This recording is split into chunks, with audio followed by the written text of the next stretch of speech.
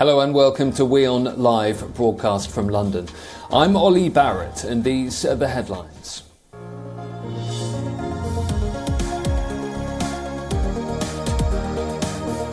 NATO sources say US President Joe Biden has told G7 and NATO partners that a missile blast in Poland was caused by a Ukrainian air defense missile.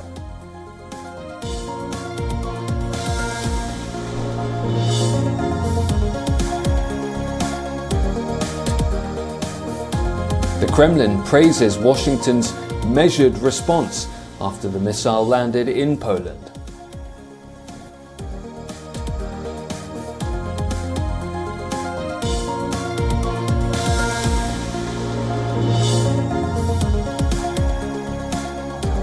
French President Emmanuel Macron urges China to play a greater mediation role to help avoid an escalation of the Ukraine war.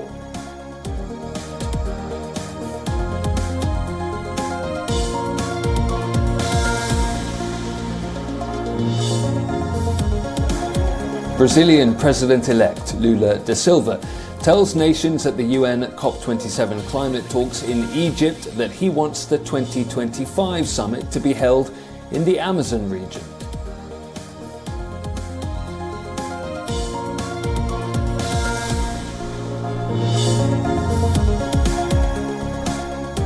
NASA successfully launches its most powerful rocket ever as part of plans to take humans to the moon again.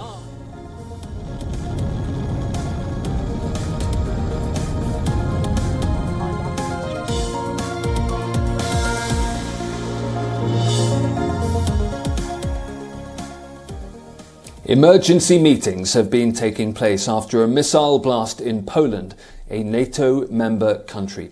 Ambassadors from the military alliance have been holding talks to discuss the strike in eastern Poland, close to the Ukrainian border. One NATO source says US President Joe Biden has told partners that the blast in Poland was caused by a Ukrainian S-300 air defense missile. Earlier, US President Joe Biden said the missile which killed 2 people was probably not fired from Russia. There is preliminary information that contests that. I don't want to say that till we completely investigate it. But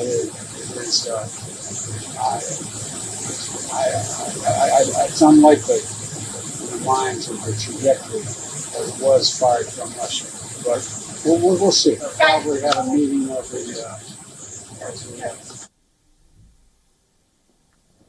Well, Moscow has already denied responsibility. Ukraine is also denying claims that the explosion was caused by a missile fired by its forces.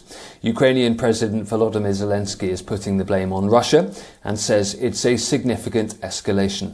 Polish officials say they're working with allies to establish exactly what happened, just 6.4 kilometers away from the Ukrainian border.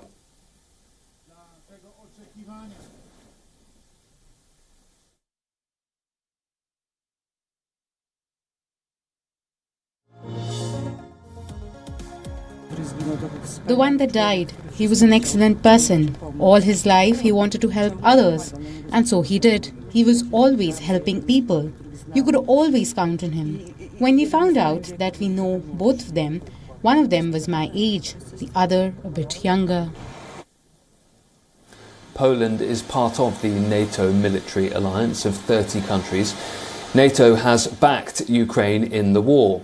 Well, I'm joined now by Lieutenant Colonel Glenn Grant, security and defence expert in the Ukrainian Institute for the Future. Thank you very much for joining us. Based on the various public comments and also reported comments from officials so far, from US President Joe Biden down, what is your best estimate as to what's happened here? Well, I think one should look, before making estimates, one should say very clearly that if Russia had not launched 90 missiles and 10 drones at Ukraine yesterday, then this would never have happened. So the blame lies very firmly with Russia, whatever is decided later, because you don't fire at allies. That's one thing that's quite clear. originally, the original talk was that there were two missiles, and that then there was comment that one of them may well have been a Ukrainian missile that failed to catch the Russian missile. Now people are talking about one missile, so it really is, right this moment, it's unclear whether it's a missile from Russia that went to the wrong place, or whether it was an air defense missile from Ukraine. But given the history, if it's a choice of believing Russia or a choice of believing Ukraine, I'm afraid I believe Ukraine in this matter. What about believing Joe Biden? Well, I mean, he spoke so quickly after the incident that I simply don't believe that he had full information at that stage. And again, he may well be right. It may well be a missile from Ukraine, but even if it is, they would not have fired it if Russia had not fired at them. So it's still caused. The whole act is still caused by Russia and Russia's actions. So it's quite clear that NATO is going to at least have serious discussions today about what happens next, because we don't want this sort of thing happening again.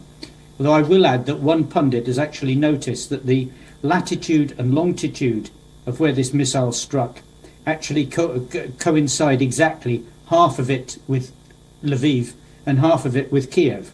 So it's entirely possible that someone, if it was a Russian missile, that someone input the wrong coordinates right at the beginning.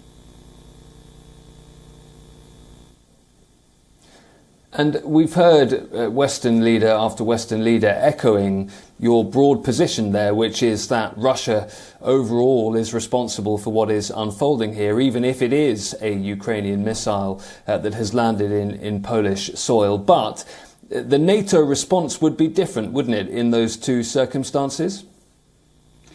That's a very good question, yes. I mean, and the NATO response would be different if it was deemed to be a Russian missile that went offline. Then I think it would be if they believed that Russia was actually targeting NATO.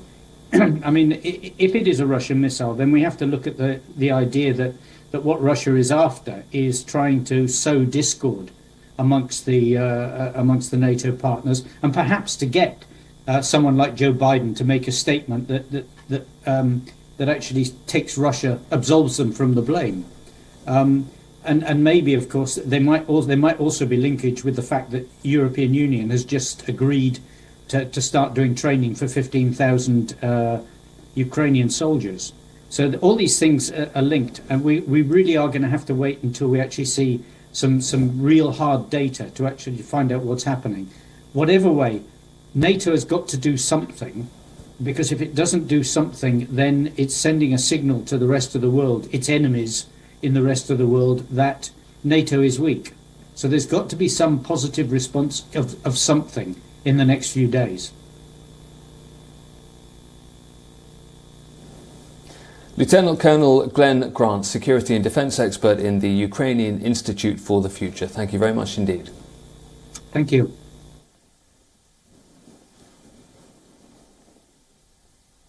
Indian Prime Minister Narendra Modi has taken over the G20 presidency from Indonesian leader Joko Widodo in Bali.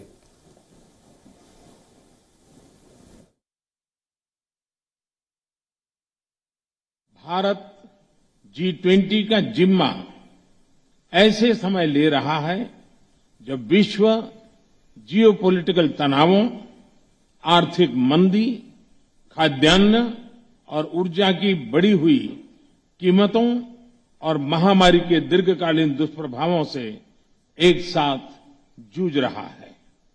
ऐसे समय विश्व G20 की तरफ आशा की नजर से देखता है। आज मैं ये आश्वासन देना चाहता हूं कि भारत की G20 अध्यक्षता इंक्लूसिव, एम्बिशियस, डिसिसिव और एक्शन ओरिएंटेड होगी।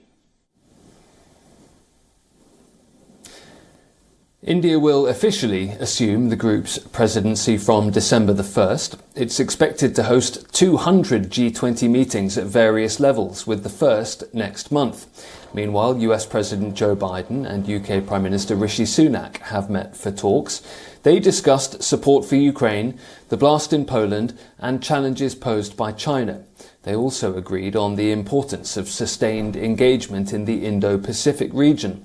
The UK PM was scheduled to meet with Chinese President Xi Jinping, but their meeting was cancelled.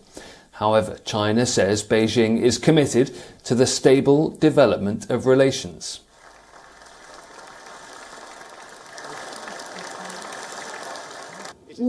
I would like to emphasize that China is committed to promoting the healthy and stable development of Sino-British relations with the British side on the basis of mutual respect, equality and mutual benefit, and hopes that the British side will move in the same direction as the Chinese side.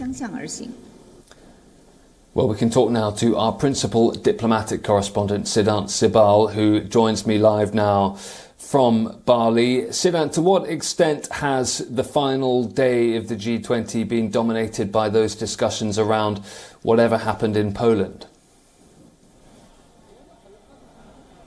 Well, the entire schedule of the G20 meeting got essentially rescheduled because of the Poland incident, because in the wee hours we know that here in Bali the leaders of the G7 plus other countries like Spain and Netherlands came together for an emergency meeting to discuss the issue. We also saw that joint statement by the NATO and the G7 in which they extended support to Poland when it comes to investigating the entire incident. So that led to changes and of course cancellation perhaps of the UK Prime Minister Rishi Sunak and the Chinese President's meeting, because we know that Downing Street has said that there was a scheduling issue, but nonetheless worries were over Russia-Ukraine conflict. We saw the reflection of it in the joint communique where, of course, certain members, obviously the Western countries, were not very keen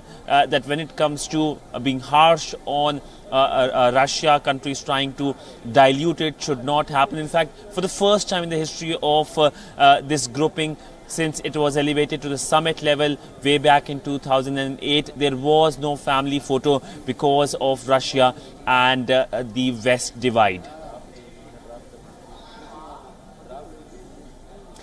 And Siddhant, what in your view will be the difference really between the Indonesian and the Indian presidency? What changes do we expect to see in priorities as a result of the handover?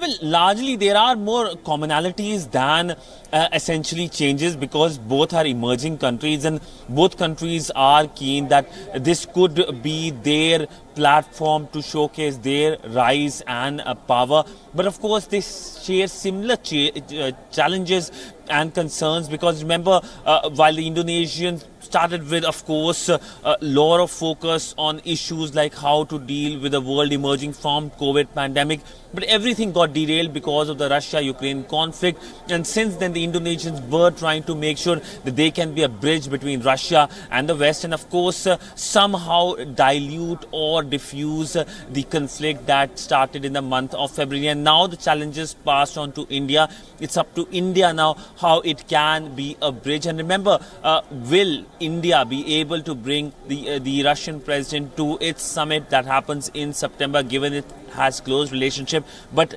that also risks its Western partners, because they will not be keen to stand next to the Russian leader. Siddhant Sibal, live in Bali. Thank you very much.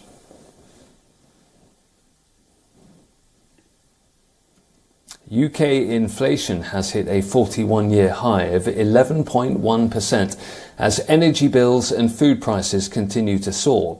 The October figure beat market expectations of 10.7% and is higher than the Bank of England's forecast peak. According to the Office for National Statistics, over the last year, gas prices in the UK have increased by 130% and electricity prices by 66%. It's adding to expectations the UK will enter a recession at the end of this year. It may already be in one. Meanwhile, UK Chancellor Jeremy Hunt will set out a plan to tackle inflation tomorrow. He blames the aftermath of COVID and Russia's invasion of Ukraine for the issue. The government also aims to restore credibility to the UK's economic policy after former Prime Minister Liz Truss's mini-budget spooked financial markets. Tax rises and spending cuts are expected.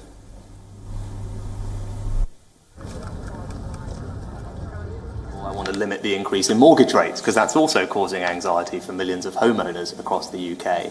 And given that we're facing these global economic shocks, we are going to have to take some difficult decisions at home to protect ourselves against those and to start getting a grip of inflation, reducing it and limiting the increase in mortgage rates.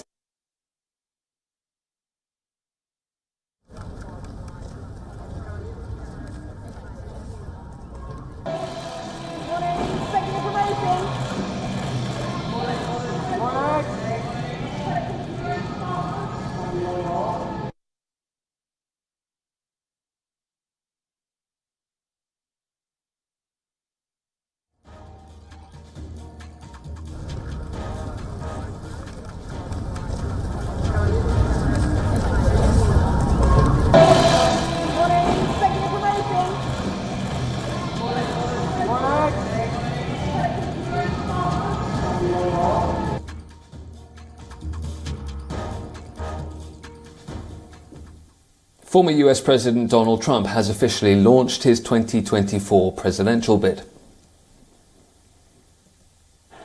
In order to make America great and glorious again, I am tonight announcing my candidacy for President of the United States.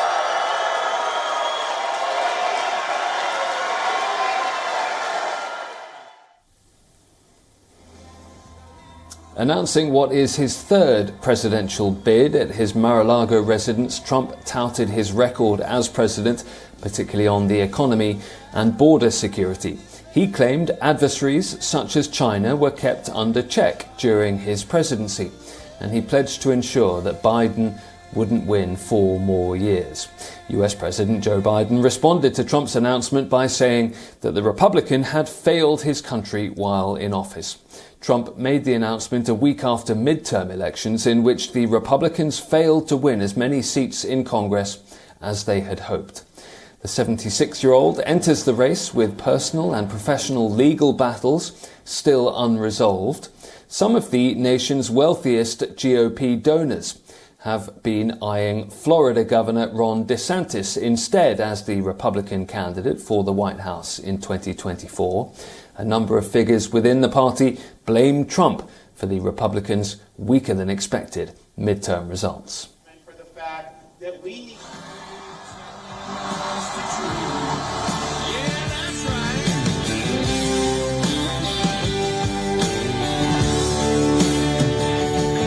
You can take it to the bank. He don't care what Brandon thinks at the White House. Ethiopian Prime Minister Abiy Ahmed has vowed to implement honestly a ceasefire agreement between his government and forces in the Tigray region. He says the truce is important to ensure sustainable peace. A deal signed on November the 2nd agreed to end 2 years of war that has devastated the Tigray region. Ethiopian Prime Minister Abiy Ahmed vowed on Tuesday to do all I can to make sure that this peace remains intact. He was referring to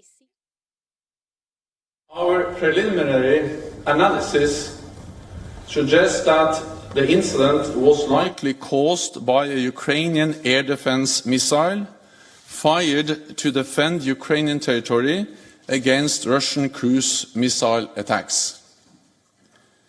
But let me be clear, this is not Ukraine's fault. Russia bears ultimate responsibility as it continues its illegal war against Ukraine. In the meeting today, NATO allies offered their deepest condolences on the tragic loss of life. They expressed their strong solidarity with our valued ally Poland and made clear that we will continue to support Ukraine in its right to self-defense. Russia must stop this senseless war. Last night I spoke with the Polish President Andrzej Duda and with US President Joe Biden. We agreed that we need to stay vigilant, calm and closely coordinated. We will continue to consult and monitor the situation very closely. NATO stands united and we will always do what is necessary to protect and defend all allies. And with that, I'm ready to take your questions. We start with Polish radio, lady in grey at the back. Thank you, Anna. Beata Płomecka, Polish Radio, Public Broadcaster, Polskie Radio. Secretary General, what could be the outcome in concrete terms of today's meeting? Can we expect enhancing Europe's air defense, especially in the countries bordering Ukraine? Because as long as the war continues, there will be Russian rockets striking Ukrainian cities, and there is a risk that such situation can happen again. Thank you very much. So in the meeting today, NATO allies expressed their strong support, solidarity with our ally Poland. They also expressed their deepest condolences for the tragic loss of life. And NATO has significantly increased its presence in the eastern part of the alliance, in particular since the invasion of Ukraine in February, with more troops on land, ground troops, but also with significant, substantial air and naval power. And this has, of course, both increased our air defense capabilities, but also our capabilities to monitor, to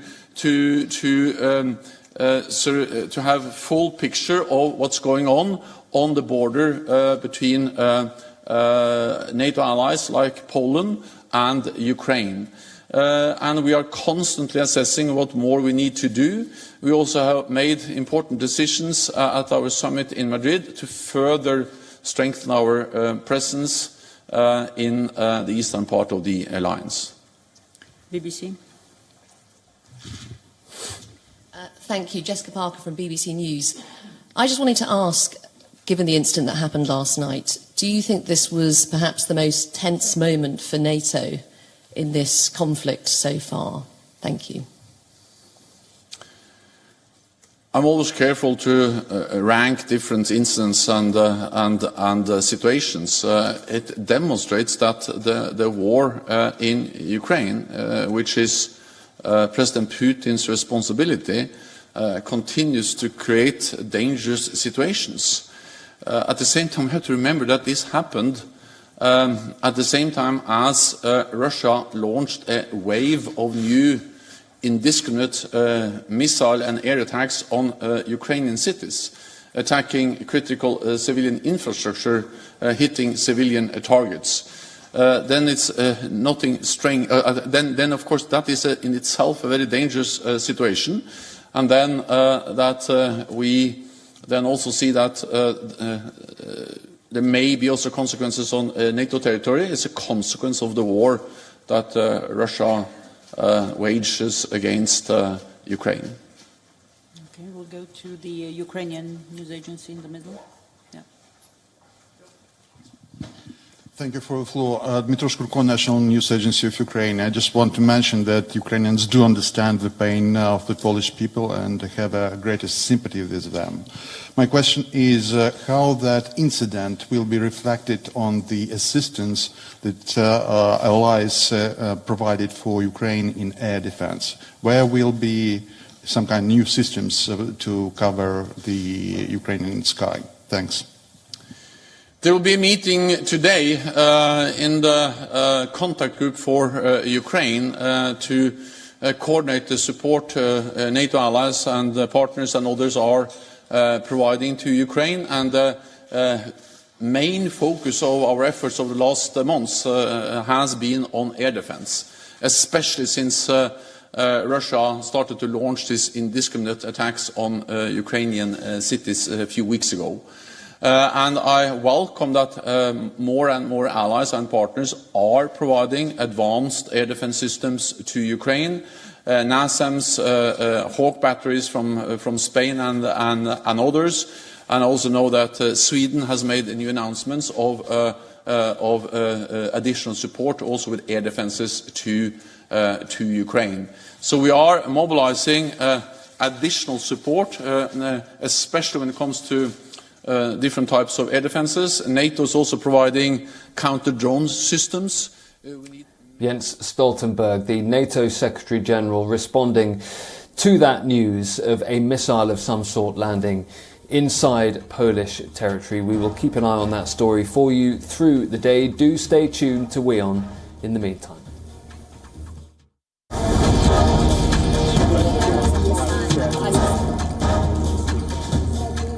This is right, Arab.